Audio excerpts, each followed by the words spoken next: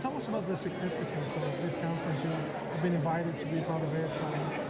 Tell us a little bit about it. Absolutely. I've attended the Dominican Roundtable for a number of years now, probably since the beginning, and it's very significant. I represent Mayor of Union City. I'm also a state assemblyman over in New Jersey in the 33rd District, and Dominicans comprise a large part of my district.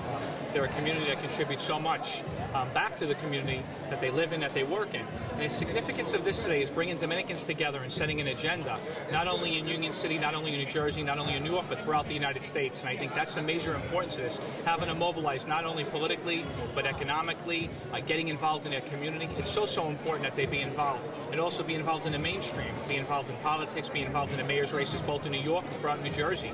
And they've had so much to contribute over the years. The importance of the Dominican community is so great. They're becoming citizens in large numbers. They're getting involved in politics. They're getting involved in business. And that's significance. And when you look at something like this today, this is a tribute to the Dominican community and how successful they've been with such a great conference. Thank you very much. What Sid forgot to tell you is that I'm an honorary Dominican.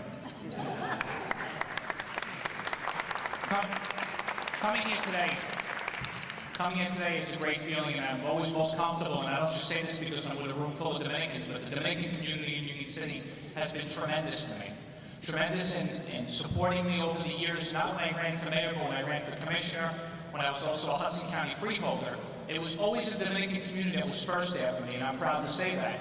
Sometimes it makes other groups and other ethnic groups a little bit jealous, but it's always a wonderful feeling when you can rely on people and not even be of the same ethnic group. And myself being an Anglo, people say to me all the time when I go all over the state of New Jersey, or even in Union City or Hudson County, how is it that you win the votes of the Dominican community and the Hispanics? And it's by being honest with them. And being honest and telling them when you can help them and when you can't do something. And as people would say, not being a politician and lying to people just for a vote. It just doesn't work. But in Union City, we've been able to take that and get the Dominican community more involved in municipal government, more involved in our school system, more involved in our municipal boards. And having the honor and the pleasure of supporting somebody like Tilo Rivas on my slate of commissioners in Union City, and he is now the highest elected Dominican in the state of New Jersey as a Hudson County freeholder. I think that says a lot about where we're going in the Dominican community. The Dominicans not only supported me in Union City, but came out and volunteered night after night in rain and snow. And in Union City, it wasn't easy to get elected because I actually ran against the political machine. And if anyone here knows what it's like to run against the Hudson County Democratic machine, it's not easy, believe me. And I didn't do it on my own. I say to people all the time, it's not about Brian Stack or it's not about Tilo Rivas, it's not about a name. It's about people coming together with a common cause. A common cause are really trying to advance the Dominican community's agenda and Hispanic agenda. And I have to tell you something, being an Anglo, over the years it frustrated me that politicians in Hudson County, specifically Union City, would go to the Hispanics, promise them the world, and then after the election would never be seen again. And would constantly say, oh, we're going to do this for you, we're going to do that for you. But when it came time to appointments to municipal boards, when it came time to directorships in City Hall, there were none to be given out. And it's unfair. And that's what the Dominican community has to be aware of. Not only take people's words of what they're saying, but look at their action. And while it's important now to be involved in the presidential election, don't let that involvement end after the November election is over. Let's keep it moving where voter registration continues. We're having more Dominicans become citizens. In Union City, we have a civic association in which we help individuals become citizens. This year, a little over 1,000 individuals, Hispanics, have come forward and became citizens. If anyone in this room could imagine, over 740 of those 1,000 were Dominicans that became citizens in Union City. And that's something we need to keep going. Because while it's important to be involved back home, it's just as important to be involved here. When you want your voice heard, our borough president can tell you, what elected officials look at is the numbers, and the numbers don't lie. So it's so important to be involved and have your voice heard.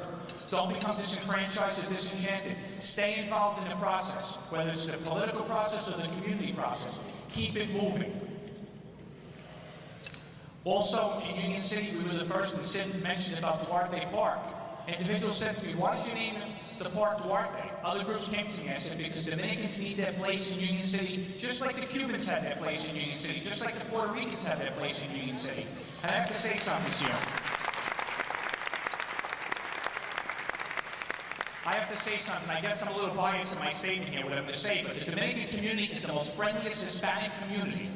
When they see me, I feel so embraced. I just came back from the Dominican Republic, August 23rd, and it was a tremendous feeling. It was my first time in the Dominican Republic, and Dominicans was as friendly in the Dominican Republic as they are to me in Union City and throughout my 33rd district. And it's a tremendous feeling when you don't come from that ethnic group to be treated like you're one of them. That is a tremendous feeling and a tribute to all of you here today. And I mean that from the bottom of my heart.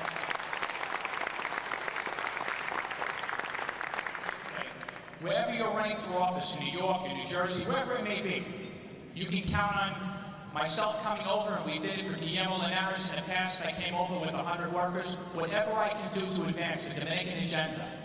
You've done so much for me. The community has done so much for me. That's the least I can do for you. And you have my word. I will help you any way I possibly can as mayor of Union City or as a state assemblyman. Thank you very much, everyone.